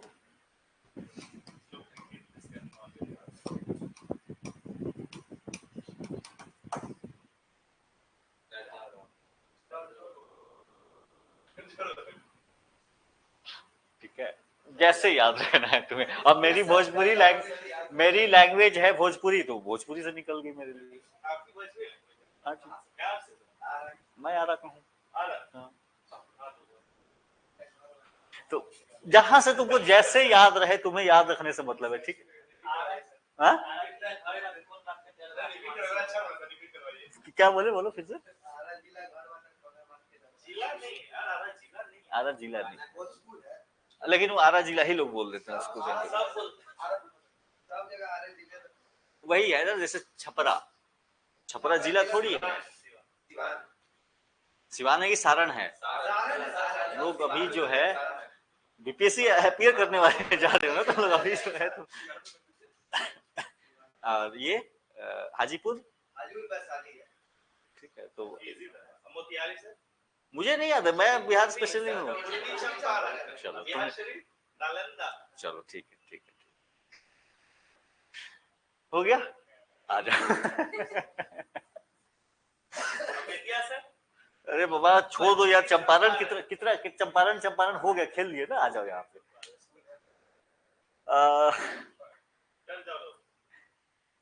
कैसे कर लो भाई तुम, लो मैंने मिटा दिया। ठीक है, चलो आ जाओ यहाँ पे। इस बार का जो इनको प्राइस मिला है, ये ऐसे ही तुमको याद भी रहेगा, इसलिए मिला है कि किस तरीके से जो एक सोसाइटी की इंस्टीट्यूशंस होती है, एक गवर्नेंस की इंस्टीट्यूशन होती है, एक समाज की इंस्टीट्यूशंस होती है, देश की इंस्टीट्यूशंस होती है, इनका रोल कैसे इंपॉर्टेंट हो सकता है। आइदर अगर ये इंस्टीट्यूशन सही तरीके से काम करें तो देश की तरक्की, देश की इकोनॉमिक प्रोस्पेरिटी इस डायरेक्शन में लेके जा सकती है, और अगर ये इंस्टीट्यूशन खराब हो जाए, सही तरीके से ना काम करे, तो फिर ये क्या करेंगी, आपको कबाड़ा करके रखेंगी। जैसे फॉर एग्जांपल देखो कि लेट सपोज आरबीआई है, या फिर आपका कंपटीशन कमीशन ऑफ इंडिया, चलो एक छोटा सा उठा लिया, या सेबी को उठा लिया, किसी को उठा लो। नाउ अगर आपको पता है कि चाहे कुछ भी हो जाए, मैं बिजनेस स्टार्ट कर रहा हूं, और यहाँ पे कंपटीशन कमीशन ऑफ इंडिया है मुझे देखने के लिए कि अगर कोई गलत करेगा मेरे साथ, मोनोपोलिस्टिक प्रैक्टिसेस करने का कोशिश करेगा, मेरा टेक ओवर जबरदस्ती करने का प्रयास करेगा, there is an organisation which will take care of me. तो फिर क्या होगा, आपके अंदर में कॉन्फिडेंस रहेगा कि no, everything is good, rule of law यहाँ फॉलो होता है, इंस्टीट्यूशंस फ्री हैं, कोई इस पे जबरदस्ती कुछ नहीं करा सकता। तो एक आपको कॉन्फिडेंस मिलेगा, ना केवल आपको मिलेगा, इवन जो बाहर से लोग आएंगे they will also get this confidence. और तो एक एटमोस्फेयर क्रिएट होता है, साथ ही साथ एक पॉजिटिविटी, आप कह सकते हो कि एक पॉजिटिव आउटलुक क्रिएट होता है। और जब ये चीजें होती हैं तो दिस हेल्प कि लोगों का फोकस रादर देन करप्शन और फालतू के टेंशन में, दे विल नाउ थिंक कि मैं अपना मार्केट कैसे बढ़ाऊं, मैं इनोवेट कैसे कराऊं। तो ऑब्वियसली अल्टीमेटली क्या होगा, आपका वेल्थ क्रिएशन होगा। इसी तरीके से ले लो, किसी इंस्टीट्यूशन को ले लो, आप इलेक्शन कमीशन को ले लो, क्योंकि आपको पता है कि इलेक्शन कमीशन है, फेयरली काम करती है, तो फिर आपको पता है कि भाई जो चुनाव हुए हैं वो सही तरीके से हुए हैं, तो जो भी चुन के गया है कम से कम उसको लोगों ने चुना है, चाहे जैसे भी जो हमारी प्रक्रिया उसको लोगों ने चुन के भेजा है। और क्योंकि लोगों ने चुन के भेजा है, फेयर इलेक्शन हुए, तो आप उस मत का क्या करते हो, सम्मान करते हो कि भाई ये जो भी है, जो भी है, जैसा भी है, कम से कम लोगों ने ही इसको चुन के भेजा। लेकिन कल के डेट में आपको ये हो जाए कि नहीं, election commission is biased, election commission सही तरीके से काम नहीं करती है, तो क्या लोगों में अपने कॉन्स्टिट्यूशन के प्रति, अपने लॉ के प्रति, अपने सरकार के प्रति वही रिस्पेक्ट रह जाएगी? अब अगर वो नहीं रहेगी, ऑब्वियसली इसका इंपैक्ट इकोनॉमिक डायमेंशन में भी जाएगा। This is what they have shown. इन्होंने इसको स्टडी के तौर पे इसी तरीके से बताया है कि किस तरीके से जो समाज के इंस्टीट्यूशंस हैं, इनका रोल होता है in the economic prosperity, how this institutions and economic prosperity is linked. और मुझे जहां तक लग रहा है यूपीएससी अगले साल कहीं ना कहीं इस पे इनडायरेक्टली क्वेश्चन फ्रेम करने वाली है कि कैसे जो आपके इंस्टीट्यूशंस हैं, डायरेक्टली सोसाइटल लॉ पूछ ले, वो ऑटोनोमस इंस्टीट्यूशंस पूछ ले, या इस तरीके से क्वेश्चन फ्रेम करके इट विल डेफिनेटली आस्क कि कैसे इनका गवर्नेंस में एक पॉजिटिव रोल या पॉजिटिव इंपैक्ट क्रिएट कराती है। ठीक है। और वैसे भी देश में भी काफी चर्चा चल ही रही है कि देश की जो इंस्टीट्यूशंस हैं भाई ये खतरे में है, और ये है, ये तो नैरेटिव चल ही रहा है आपका, तो इस ये से भी जो है आपका इंपॉर्टेंट हो जाता है। नाउ यहाँ पे कुछ टर्म इन्होंने यूज किए हैं। सो बेसिकली इन्होंने कैरेक्टराइज क्या किया है, इन्होंने ये बताया है कि क्यों कुछ नेशंस जो हैं प्रॉस्पर कर जाती हैं सेम रिसोर्सेज होने के बावजूद, कुछ की तरक्की हो गई, कुछ नहीं तरक्की हुई। नॉर्थ कोरिया साउथ कोरिया को ले लो, जैसे एग्जांपल है ना कि नॉर्थ कोरिया साउथ कोरिया बराबर में है, एक ही ऑलमोस्ट सेम टाइप के लोग थे, सेम टाइप की रिसोर्सेज थी, एक प्रॉस्पर करके दूसरा नहीं करा। जर्मनी आपका जो आपका डिवाइडेड जर्मनी था, eastern part and western Germany, कैसे एक का डेवलपमेंट हुआ दूसरे का नहीं हुआ। तो इवन आप इंडिया में ही देख लो, बिहार यूपी बराबर में थे, now UP is running very fast. क्या चेंज हुआ? तो आप अगर ध्यान से देखोगे यू विल फाइंड कि कुछ चीजें बदलती हैं। अगर आपका डेमोक्रेसी सही तरीके से काम कर रहा है, रूल ऑफ लॉ सही तरीके से काम करे, भाई तुम सब करो, गुंडागर्दी नहीं करना, ठीक है, तो रूल ऑफ लॉ आपका सही तरीके से काम करे, प्रॉपर्टी राइट्स लोगों की, जैसे यूएस में या बाकी कंट्री में property is a very big thing, हमने उसको हटा दिया है अब ये से फंडामेंटल राइट से, बट बहुत जगहों पे प्रॉपर्टी आज भी फंडामेंटल राइट के तौर पे यूज होती है कि आपने जो प्रॉपर्टी एक्यूमुलेट की आपकी है, आप चाहे कुछ भी कर लो। तो लोगों को भी एक इंसेंटिव रहता है, अब लोगों ने प्रॉपर्टी अपनी बनाई है और कोई उसको गायब कर दे तो फिर समस्या है। तो अगर डेमोक्रेसी फॉलो हो रही है, रूल ऑफ लॉ फॉलो हो रहा है, प्रॉपर्टी राइट्स फॉलो हो रही है, या बाकी जो भी एक अच्छी गुड गवर्नेंस के जो पैरामीटर्स होते हैं वो अगर फॉलो हो रहे हैं, तो ऑब्वियसली देखा गया है कि उन देशों में ग्रोथ जो है वो बराबर। इंडिया देखना, कभी भी जब इंडिया क्या आएगा कि ग्रोथ कुछ अच्छा चलने लगा, आप अचानक से देखोगे कि भारत में कुछ समस्याएं पैदा हो गई, कभी कोई प्रोटेस्ट वगैरह लगातार शुरू हो जाएंगे, कभी कुछ हो जाएंगे, और फिर आपकी इकोनॉमिक ग्रोथ रेट नीचे आ जाती है। तो ये बहुत ही एक सिंपल अंडरस्टैंडिंग है कि अगर किसी देश को, बिहार में क्यों ग्रोथ नहीं होती, क्योंकि यहाँ पे रोज पता चला मर्डर होना है। अगर ऐसा कहानी होती रहेगी तो who will come and set the institutions there, उनको भी प्रॉब्लम होगी ना, तो आप कहां से फोकस कर पाओगे सस्टेन ग्रोथ की तरफ। तो यही आइडिया थोड़ा सा इन्होंने अच्छे फॉर्म में, बेसिक इसका पर्पस आइडिया यही है, आपके जो इंस्टीट्यूशन से सही तरीके से काम करें, आपका जो गुड गवर्नेंस के पैरामीटर्स हैं वो फॉलो हो रहे हैं, तो फिर वो उस कंट्री को सस्टेन ग्रोथ देखने को मिलेगा, अदरवाइज नहीं मिलेगा, सिंपल सी बात। ठीक है। दूसरी तरफ नेशंस विथ एक्सट्रैक्टिव इंस्टीट्यूशंस, जहां पे जो इंस्टीट्यूशन का पर्पस ये नहीं है कि मुझे रूल ऑफ लॉ को फॉलो करना है, मुझे डेमोक्रेसी को फॉलो कराना है, मुझे लोगों को सुविधाएं देनी है, वहां पे इंस्टीट्यूशन का पर्पस क्या हो गया, करप्शन, पैसा आना चाहिए कहीं से, लोगों से लूटना मेरा पर्पस हो जाए। तो जहां पे भी इंस्टीट्यूशन इस तरीके की होंगी, रूल ऑफ लॉ वीक होगा, पावर सेंट्रलाइज होगा, तो फिर they fail to achieve the similar outcome. Simple सी इन्होंने बात बताई। इन्होंने जो टर्म्स यूज किए हैं, दे हैव यूज्ड आपका इंक्लूसिव ऑर्गेनाइजेशंस या inclusive institutions and extractive institutions, ये टर्म इन्होंने यूज किया। ठीक है, तो inclusive very simple, inclusive institutions को बताना, वैसे इंस्टीट्यूशन जो एक तरीके से आप कह सकते हो कि नेशन को लेकर के चल रही है, एक आपके कंट्री के ग्रोथ को लेकर के चल रही है। They are looking for everyone and they promote economic growth by ensuring right सही तरीके से हो, लीगल प्रोटेक्शन सबको मिले, डेमोक्रेटिक गवर्नेंस चलता रहे। तो कहने का मतलब एक इंस्टीट्यूशन जो हमने विजुअलाइज किया था कि इंस्टीट्यूशन कैसा होना चाहिए, अगर वो उस तरीके से उस आइडियल फॉर्म में काम कर रहा है, सबके लिए कर रहा है, then it is an what this is an inclusive institution, as simple as that. ठीक है। दूसरी तरफ एक्सट्रैक्टिव इंस्टीट्यूशन, तो यहां पे क्या होगा, कंसेंट्रेटिंग पावर, कल मन किया तुमको उठा के तुमको बिठाएंगे, तो ये क्या होगा, ये सेंट्रलाइजेशन ऑफ पावर होगा कि अपने लोग ही रहेंगे वहां पे। अब क्या लगता है तुम्हारा इंस्टीट्यूशन सही तरीके से काम कर पाएगा? ऑब्वियसली नहीं करेगा, जिसने बिठाया उसके लिए काम करेगा वो। तो concentrating power, exploiting resources, lacking protection for individual rights, even this is very important कि आपके आज देखोगे आपके जो सिविल सेवक हैं उनको प्रोटेक्शन दिया गया, आर्टिकल 311 उनको स्पेसिफिक प्रोटेक्शन देता है। क्यों देता है? कि अगर नहीं देगा तो फिर ये काम नहीं कर पाएंगे सही तरीके से। तो ऑब्वियसली हर इंस्टीट्यूशन को इसीलिए कुछ एक्स्ट्राऑर्डिनरी पावर्स दी जाती हैं, ताकि वहां पे not only institutional right, even वहां पे जो इंडिविजुअल जो ऑफिसर्स हैं उनके भी अपने राइट्स हों, तभी वो इंस्टीट्यूशन एक्सट्रैक्टिव से जाके इंक्लूसिव में जा पाएगा। ठीक है। और अगर एक्सट्रैक्टिव इंस्टीट्यूशन बढ़ते गए आपका, तो आपका जो लॉन्ग टर्म ग्रोथ है कंट्री का फॉल्टर हो जाएगा। ठीक है। और एक किताब भी इसी पे शायद, द फॉल ऑफ नेशंस। ठीक है, द फॉल ऑफ नेशंस, कैसे देश का जो है कबाड़ा होता है। बिहार का कबाड़ा समझना है तो वहां भी काम देता है। इसके अलावा कुछ इन्होंने और भी चीजें बताई कि ये तो ठीक है, ये मान लो कि प्रेजेंट की चर्चा है। अगर पास्ट की बात करें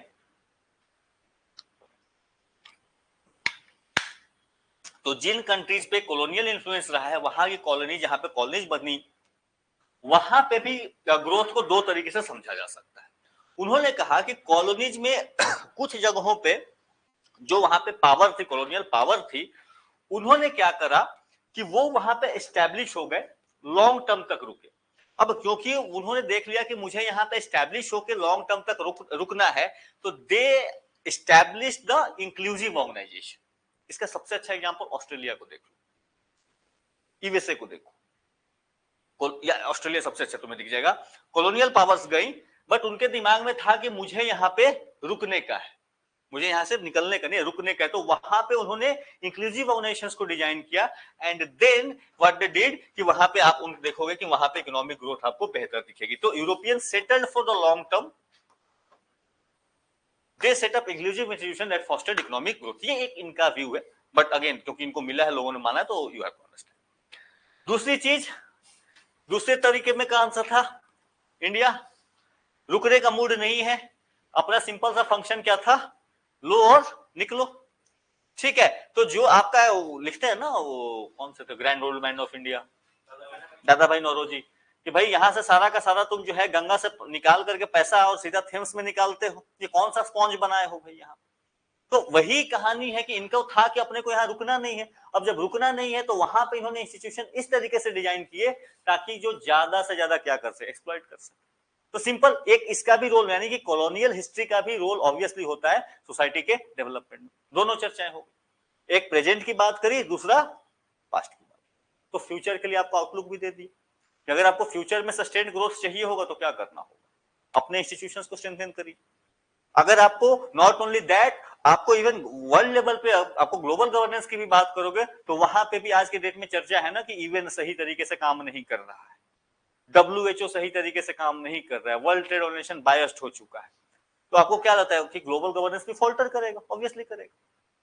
तो ये कहानी आप माइक्रो लेवल पे भी स्टैब्लिश कर सकते हो, इसका इंपैक्ट आपको बड़े लेवल पे देगा। आप देखो घरों में, ये मैं आपको इसलिए बता रहा हूं कि इसको आप कहीं कई तरीके से यूज कर सकते हो। ऐसे लिख रहे हो ना, लिखो ना, घरों में सब कुछ सही तरीके से फॉलो हो, रूल ऑफ लॉ फॉलो हो, कि भाई गलती तो गलती, तो आपका क्या होगा कि आप झगड़े में नहीं लड़ोगे। इवन जो ज्वाइंट फैमिलीज होती है कि भाई कानून सबके लिए बराबर रहेगा, तो क्या होगा, आप आपस में झगड़ने के बजाय आपके परिवार में ग्रोथ की बात आएगी।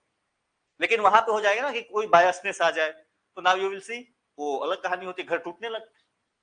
गांवों में देख लो, शहरों में देख लो, स्टेट में देख लो, नेशनल पे देख लो, इंटरनेशनल पे देख लो, हर जगह पे इंक्लूसिव इंस्टीट्यूशंस का रोल आपको दिखेगा।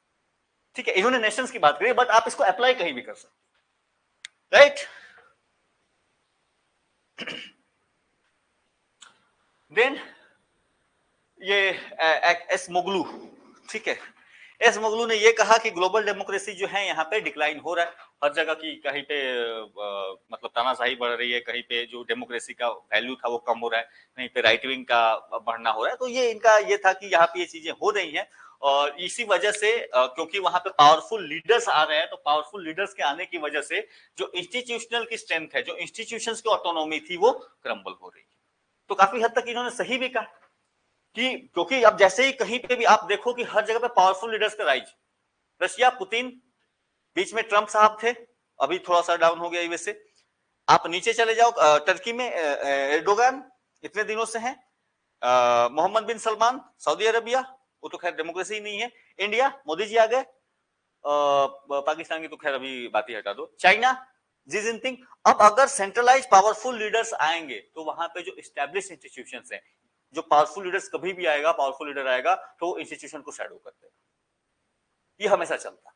आप ये और ये हिस्ट्री में आप हमेशा देखोगे, नॉट ओनली अभी के हिस्ट्री में, आप एंशिएंट हिस्ट्री से उठा के देखो, एंशिएंट हिस्ट्री से देखना कि जब भी कोई पावरफुल किंग हुआ है तो उस समय में वहां पे जो उसका इंस्टीट्यूशन चला है वो सेंट्रलाइज चलेगा, वो उसके तरीके से चलेगा, ठीक है। और जैसे ही किंग कमजोर होगा तो आप देखोगे कि सेंटर डिसेंट्रलाइज होना शुरू हुआ, जैसे ही किंग पावरफुल होगा आप देखोगे फ्यूडल लॉर्ड्स गायब हो रहे हैं, और फ्यूडल लॉर्ड्स नहीं दिख रहे हैं, सेंट्रलाइज दिख रहा है, बड़ा इंपायर दिख रहा है। जैसे ही किंग कमजोर होगा आप देखोगे फ्यूडल लॉर्ड्स का बढ़ना शुरू हो गया नंबर। तो ये कहानी ये अभी भी रिपीट होती है, जैसे ही लीडर पावरफुल आएगा इंस्टीट्यूशंस आपको दिखेंगे कि वो इंस्टीट्यूशन को उसने ओवरशैडो करना स्टार्ट कर दिया, और ये होता है, ठीक है। सो ये इन्होंने बात करी, तो इसीलिए इन्होंने कहा कि there is a need to restore democratic institutions credibility. तो आप इसको क्या करोगे ताकि आप ये जो है लॉन्ग टर्म में आपके लिए बेहतर होगा, क्योंकि अल्टीमेट रास्ता वही है आपकी ऑर्गेनाइजेशन, इंक्लूसिव ऑर्गेनाइजेशन जो है इसको बनाने में टाइम लगता है, तो आप उसका जो कैपेसिटी है और जो उसका आप कह सकते हो कि जो उसकी पवित्रता है उसको होल्ड करके रखिए ताकि ये लॉन्ग टर्म में आपके लिए हेल्प करे। इवन ग्लोबल गवर्नेंस में भी यही बात चल रही है कि पूरी दुनिया में भाई WTO अमेरिका का हो गया, आपका यूएन में जो है ये P5 के रह गए, तो इस वजह से यही चर्चा इन्होंने। तो यहाँ पे ये था आपका नोबेल प्राइज को लेकर के डिस्कशन। अब जो है इसमें एक चीज और बता दो मुझे, कौन से वो साइंटिस्ट हैं जिनको नोबेल प्राइज एक से ज्यादा बार मिला है? लिखो लिखो लिखो लिखो लिखो,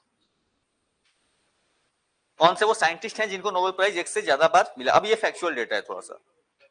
हाँ जी, क्यूरी जी को मिला है, बिल्कुल मिला है, मैरी क्यूरी 2 बार मिला उनको, एक बार फिजिक्स के लिए, एक बार डेट मुझे याद नहीं है, ठीक है, और 11 है कि 13 है देख लेना थोड़ा सा, 1903 है शायद, चेक इट, 3 और 11 है शायद, check it, I am not sure, ठीक है, बस चेक इट, ठीक है। तो मैरी क्यूरी देख लेना, ठीक है, डेट देख लेना तुम, डेट के बारे में श्योर नहीं हूं। उसके बाद थे लिनस पॉलिंग,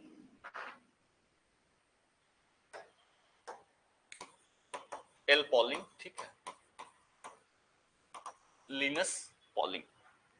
तो मैरी क्यूरी को एक बार फिजिक्स के लिए, एक बार केमिस्ट्री के लिए मिला है, ठीक है। लिनस पॉलिंग इनको केमिस्ट्री के लिए मिला है एक बार, और एक बार पीस प्राइज मिला है, 1903 और 11 है ना, हाँ ठीक है। रेडियो एक्टिविटी वाला है कुछ, केमिस्ट्री मुझे देखना पड़ेगा, मेरे दिमाग से निकला हुआ है अभी, ठीक है, शायद शायद शायद, आई am not sure, radio active element तो रेडियम तो फिजिक्स में ही आ जाएगा,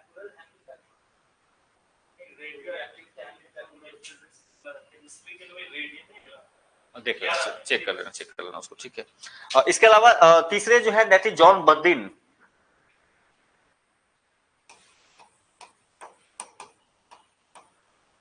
he has got twice, both times for physics, दोनों बार फिजिक्स के लिए। उसके अलावा फ्रेडरिक सेंगर,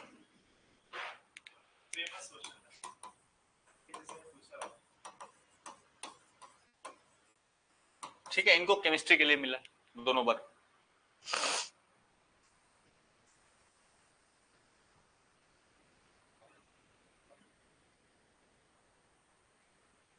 इसके बाद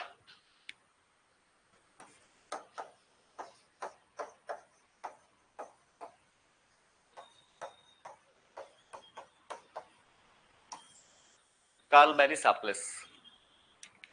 ठीक है, शार्पलेस क्यों थे भाई, इतना शार्प थे, नोबेल प्राइज मिला। ठीक है, नाम शार्पलेस, इनको भी 2 बार मिला, केमिस्ट्री के लिए मिला।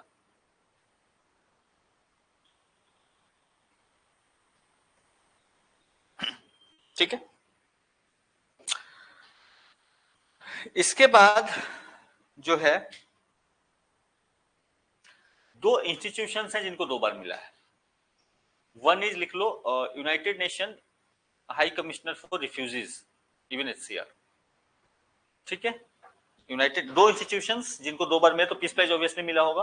UNHCR, United Nation high commission for refugees, हाँ ये ऑर्गेनाइजेशन को 2 बार मिला है।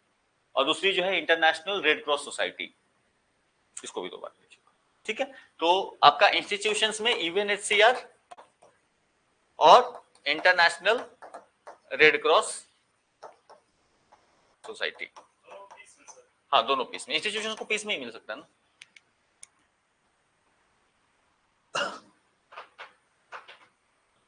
ठीक है, चलो तो ये मेजर, क्योंकि अब इससे ज्यादा डिटेल और डेप्थ पूछेगा तो भाई तुम कितना याद रखोगे। ठीक है,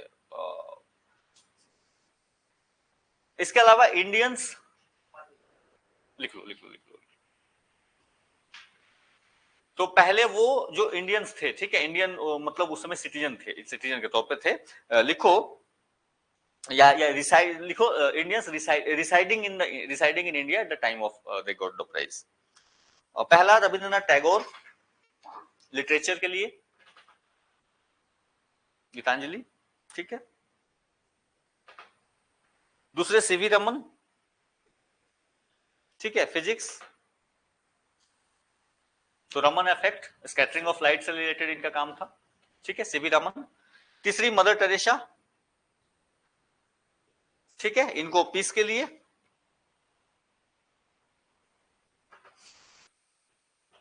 इसके अलावा अमर्त्य सेन, हाँ जी, इकोनॉमिक्स में थे, इकोनॉमिक्स में थे। आपका जो जीडीपी वाला, जीडीपी नहीं, ह्यूमन डेवलपमेंट इंडेक्स वाला जो कॉन्सेप्ट है ना, वेलफेयर इकोनॉमिक्स के तौर पे इनको, कैसे वेलफेयर इकोनॉमिक्स कैसे होना चाहिए, so that's the basic idea. और इसके अलावा कैलाश सत्यार्थी सबसे लेटेस्ट आपके रहे थे, मतलब ये में रहते हुए, इंडियन ये रहते हुए, हाँ मल्ला जी के साथ। कितने हो गए? हाँ, तो ये है। इसके अलावा दोज पीपुल जिनका इंडिया से कुछ लिंक रहा, ठीक है, या आप कह सकते हो overseas citizen of Indian origin थे, ऐसे लिख लो, overseas citizen of Indian origin, the exact term आपके लिए आ जाएगा, overseas citizen of Indian origin. ठीक है, भारतीय मूल के थे। ठीक है, तो हरगोविंद खुराना, मेडिसिन। ठीक है, एस चंद्रशेखर, अगेन फिजिक्स। हाँ जी,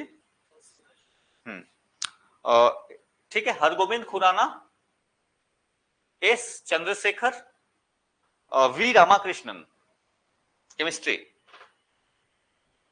ठीक है, वी रामाकृष्णन, केमिस्ट्री।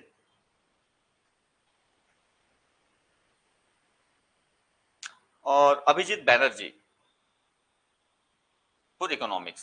ठीक है, तो रिसेंट वाला है।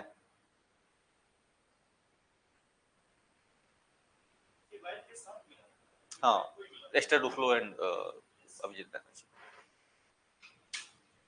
अच्छा, कुछ ऐसे लोग जो इंडिया से जुड़े थे, मतलब या तो उनका जन्म हो गया हो, थे नहीं इंडियन लेकिन ऑब्वियसली इंडिया में जन्म हो, या फिर इंडिया में कुछ दिन काम किया हो उन्होंने, उनको जो प्राइज मिला उनके भी नाम लिख लो। रोनाल्ड रॉस, ठीक है, रोनाल्ड, मेडिसिन, हाँ ठीक है, रोनाल्ड रॉस, हाँ जी, हाँ जी, हाँ जी, हाँ जी। रडियार्ड किपलिंग, हाँ जी, सबको पता है ये नाम, कैसे क्योंकि बहुत कॉमन है। ठीक है, किस चीज के लिए फेमस हुए थे ये? जंगल बुक, ठीक है। तो हम लोग जब हमारे यहाँ लोग बताते हैं कि पंचतंत्र की कहानियां विष्णु शर्मा, तो लोग मजाक बना देते हैं ऐसे बंदर कैसे बात कर सकता है, ठीक है। लेकिन रडियार्ड किपलिंग ने वही जब जंगल बुक लिख दी तो लोगों को अच्छा लगा, नहीं नहीं ये तो अच्छा बताया इन्होंने। हाँ जी, ठीक है। तो इनको मिल गया रडियार्ड किपलिंग के लिए दलाई लामा, ये भाई इनको भी मिला हुआ है पहले, तो इंडिया में ही थे ये। और वीएस नायपॉल, ये भी ऑथर, इनको भी लिटरेचर के लिए मिला है। तो ये वो लोग जो इंडिया से जुड़े रहे किसी तरीके से। तो कितने नाम हो गए? 14। रॉश, किपलिंग, दलाई लामा और वीएस नायपॉल।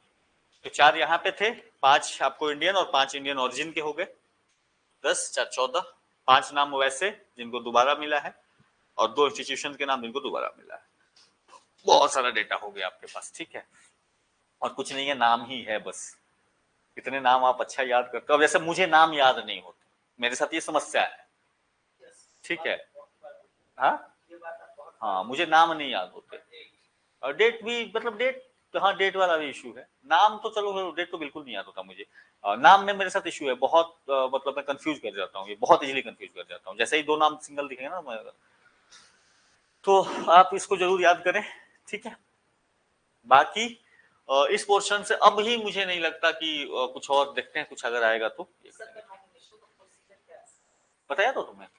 अच्छा, तुम लेट सके थे क्या? आप नहीं भेज सकते। यहाँ पे क्या होता है, जनरली नॉमिनेशंस करने के लिए कुछ लोग चुने हुए हैं, और there will be like people, कुछ जैसे कि जिनको पहले नोबेल प्राइज मिला हुआ हो, दे कैन नॉमिनेट समवन। या फिर कुछ असेंबली स्पेसिफिक, जैसे असेंबलीज के मेंबर्स होते हैं, उनको ये पावर होता है कि दे कैन नॉमिनेट। हाँ, या फिर आपको जो है जो ये इनके नोबेल फाउंडेशन के जो लोग हैं जो होल्ड कर रहे हैं बड़े पोजीशंस को, दे कैन रिकमेंड। या कुछ स्पेसिफिक इंस्टीट्यूशंस के हेड्स जो हैं, बड़े बड़े जो इंस्टीट्यूशंस है, दे कैन आल्सो रिकमेंड। तो ये यहाँ पे बेसिक प्रोसेस इसका ये चल रहा है।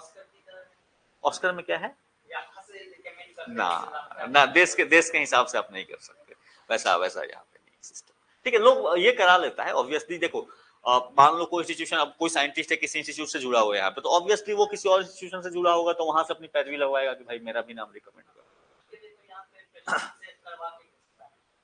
नेशनल लेवल पे यहाँ पे काम नहीं होता, नेशनल लेवल पे आप किसी को रिकमेंड नहीं कर सकते, ठीक है। अब अच्छा, एक सवाल यहाँ से ये बन सकता है कि भारत इतना बड़ा देश और नोबेल हमें नहीं मिल पाता, तो जैसे पता नहीं, कभी कभी यूपीएससी कभी पूछ सकती है कि जैसे एक बार उसने पूछा था कि हम क्या करें कि ओलंपिक्स में हमें और बेहतर मेडल्स मिले, मेडल टैली को हम बेहतर करें, तो उसको लेकर एक बार उसने सवाल पूछा था।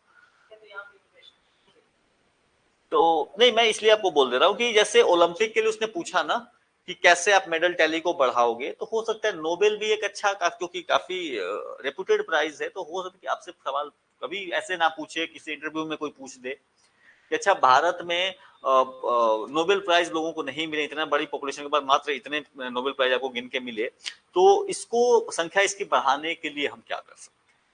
बात समझ में आता है?